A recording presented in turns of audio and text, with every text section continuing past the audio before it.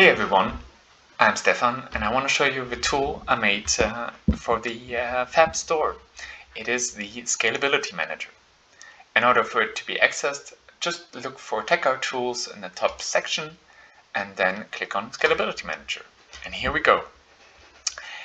The basic concept of this, it can do three different things. It can manipulate files, it can load files, and you can just search for all the variables there are in existence and add them to your file. Let's begin with just opening up any file that there is. I quickly, for showing purpose, show you the one that is shipping with 5.1 engine. I look for the base scalability.ini file. It looks like this. So it's just a whole lot of values already set up for you in the first place. I will minimize that and open it. So here you can see now, all I did was I pretty much show all the values like fx quality O as a virtualized version of that file. If you wanted to manipulate it, for example, what we can do now is we just say save as and custom, so it will just prompt you a file chooser. But of course you can pick any platform and it will just place it with the proper naming in the proper folder. For demonstration purposes, I do custom now. I'll place it right in the same project. Then I call it Scalability Ini, and there we go. So if we want to have a quick look on what that actually looks like, here it is. I double click it, and here we are. And all what I've changed is Scalability Quality 1. And then in the next section is 1 as well. So that is the essence of my tool. And what it allows you to as well is that you then now say, okay, I want everything in all the in this file that is called like X, like for example TSR for temporal super resolution, and you only get to see those things, for example. Or you have a bit of a auto scrolling if you don't want to look for a certain section, or you can just hide certain aspects of it. So the third tab that you have at your disposal is Edit.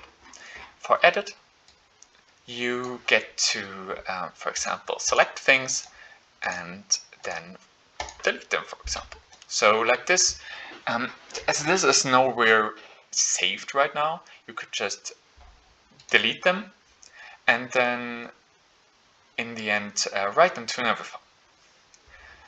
For example, I added select all variables as well.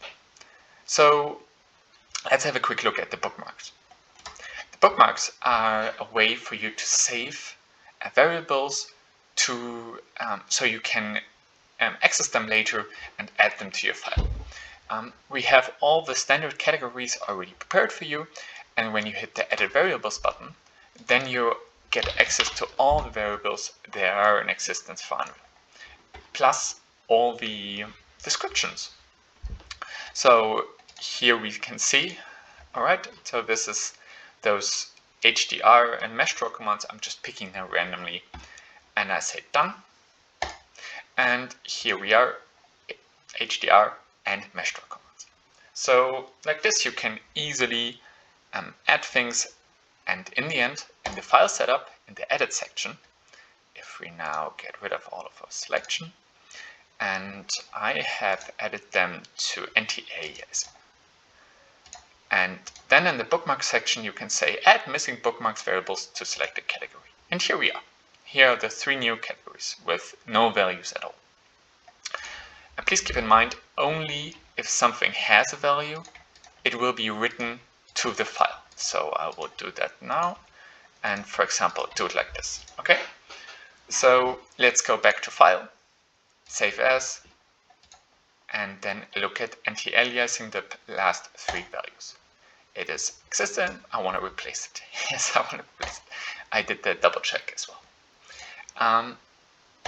So we reloaded those, and here we are, HDR, composite mode, and level. And because the first 3 are empty, we don't find anything in 0, 1, and 2, but here in 3 and cinematic mode. And that is the essence of the tool, pretty much. You get your variables, you can, for example, add comments as well.